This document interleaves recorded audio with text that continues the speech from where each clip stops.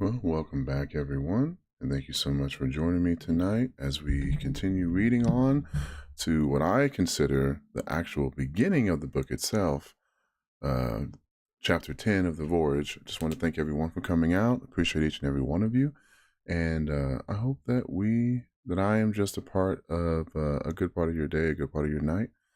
We're going to go ahead and jump into this story and see where it takes us.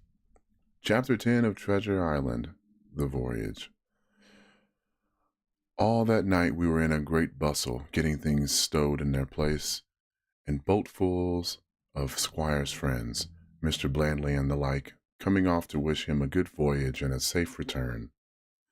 We never had a night at the Admiral Benbow when I had half the work, and I was dog-tired when, a little before dawn, the boatswain sounded his pipe, and the crew began to man the capstan bars.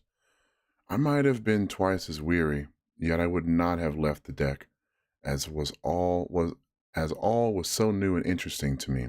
The brief commands, the shrill note of the whistle, the men bustling to their places in the glimmer of the ship's lanterns. "Now, barbecue, tip us up a stave," cried one voice. "The old one," cried another. "Aye, aye, mates," said Long John, who was standing by, with his crutch under his arm, and at once broke out in the air and words I knew so well. 15 men on the deadsman's chest, and the whole crew bore a chorus, "Yo ho ho," and a bottle of rum. And at the third ho drove the bars before them with a will. Even at that exciting moment it carried me back to the old Admiral Benbow in a second, and I seemed to hear the voice of the captain piping in the chorus. But soon the anchor was short up. Soon it was hanging, dripping at the bows. Soon the sails began to draw, and the land and shipping to flit by on either side. And before I could lie down to snatch an hour of slumber, the Hispaniola had begun her voyage to the Isle of Treasure. All right. I am not going to relate that voyage in detail. It was fairly prosperous. The ship proved to be a good ship. The crew were capable seamen, and the captain thoroughly understood his business. But before we came to the length of Treasure Island, 2 or 3 things had happened which require to be known. Mr. Arrow, first of all, turned out even worse than the captain had feared. He had no command among the men, and people did what they pleased with him. That was by no means the worst of it, for after a day or 2 at sea he began to appear on deck with hazy eye, red cheeks, stuttering tongue, and other marks of drunkenness. Time after time he was ordered below in disgrace. Sometimes he fell and cut himself. Sometimes he lay all day long in his little bunk at one side of the companion. Sometimes for a day or 2 he would be almost sober and attend to his work at least passably. In the meantime, we could never make out where he got the drink. That was the ship's mystery. Watch him as we pleased, we could do nothing to solve it. And when we asked him to his face, he would only laugh if he were drunk, and if he were sober, deny solemnly that he had never tasted anything but water. He was not only useless as an officer and a bad influence amongst the men, but it was plain that at this rate he must soon kill himself outright, so nobody was much surprised, nor very sorry, when one dark night, with the head sea, he disappeared entirely and was seen no more. "Overboard!" said the captain. "Well, gentlemen, that saves us the trouble of putting him in irons." All right. But there we were without a mate, and it was necessary, of course, to advance one of the men.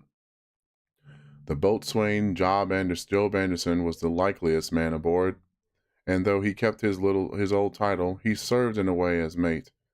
Mr. Trelawney had followed the sea, and his knowledge made him very useful, for he often took a watch himself in easy weather. And the coxswain, Israel Hands, was a careful, wily old experienced seaman who could be trusted at a pinch with almost anything. He was a great confidant of Long John Silver, and so the mention of his name leads me on to speak of our ship's cook, Barbecue, as the men called him. Aboard ship he carried his crutch by a lanyard around his neck to have both hands as free as possible, It was something to see him wedge the foot of the crutch against a bulkhead and propped against it, yielding to every movement of the ship, yet get on with his cooking like someone safe ashore. Still more strange was it to see him in the heaviest of weather across the deck. He had a line or two rigged up to help him across the widest spaces. Long John's earrings, they were called, and he would hand himself from one place to another, now using the crutch, now trailing it alongside by the lanyard, as quickly as another man could walk. Yet some of the men who had sailed with him before expressed their pity to see him so reduced. "He's no common man, Barbecue," said the coxswain to me. "He had good schooling in his young days and can speak like a book when so minded, and brave. A lion's nothing alongside of Long John. I seen him grapple four and knock their heads together. Him, unarmed." All the crew respected and even obeyed him. He had a way of talking to each and doing everybody some particular service. To me he was unweirdly kind, and always glad to see me in the galley, which he kept as clean as a new pin, the dishes hanging up burnished, and his parrot in a cage in one corner. "Come away, Hawkins," he would say. "Come and have a yarn with John. Nobody more welcome than yourself, my son. Sit you down and hear the news. Here's Captain Flint. I calls my parrot Captain Flint, after the most famous buccaneer. Here's Captain Flint predicting success to our voyage. Wasn't it you, Captain?" And the parrot would say with great rapidity, "Pieces of eight, pieces of eight, pieces of eight," till you wondered that it was not out of breath, or till John threw his handkerchief over the cage.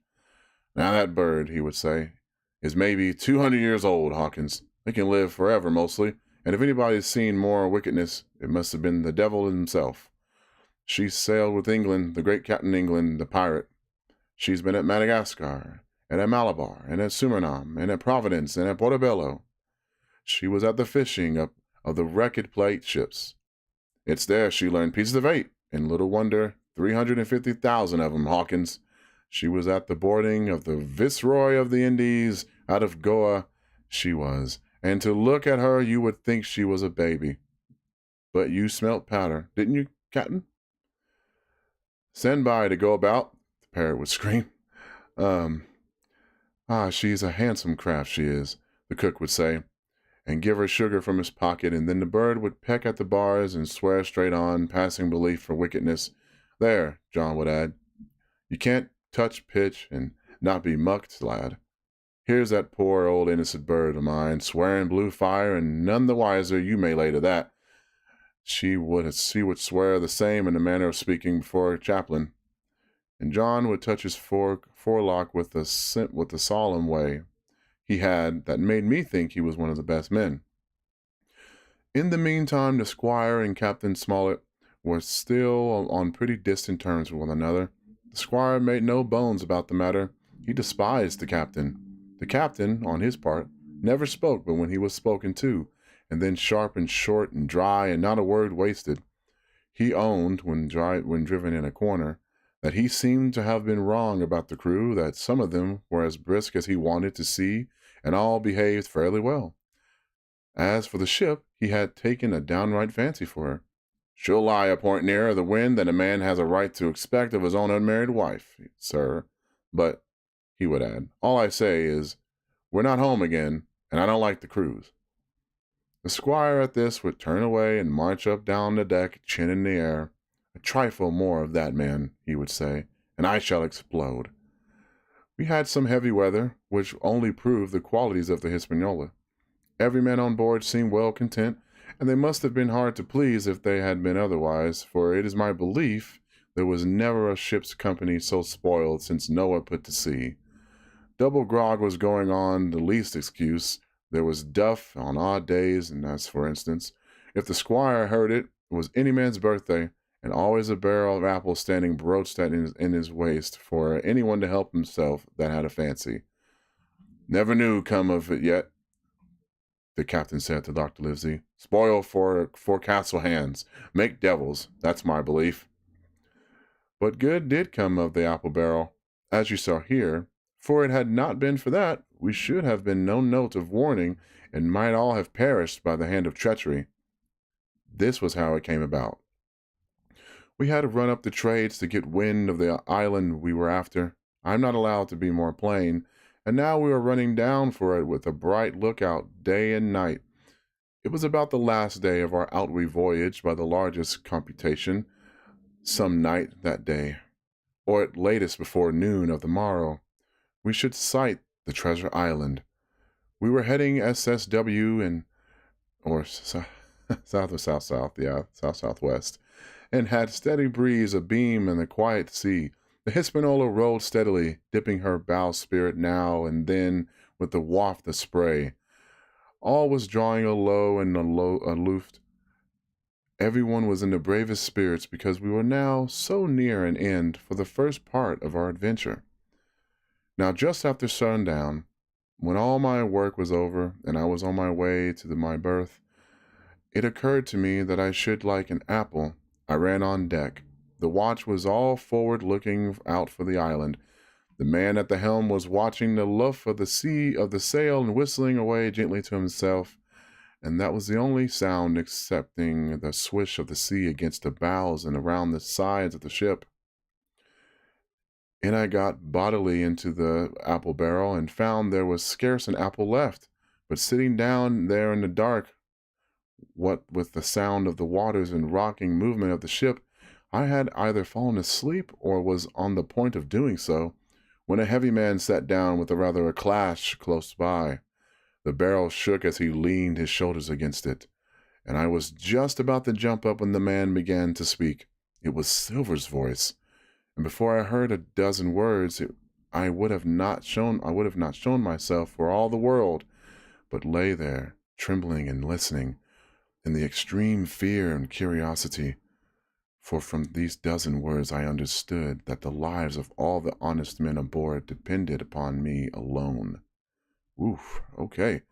Well, trouble seems to be in sight. Of course, thank you all for coming out and listening. I greatly appreciate you and your time. Please enjoy yourselves and have a restful night. And as always, before that, we'll come back to chapter 11 tomorrow. Will be called What I Heard in the Apple Barrel. And as always, again, just because the world's on fire doesn't mean you have to be, or it just doesn't mean you have to add to it. Take care, everyone, and please have a wonderful night.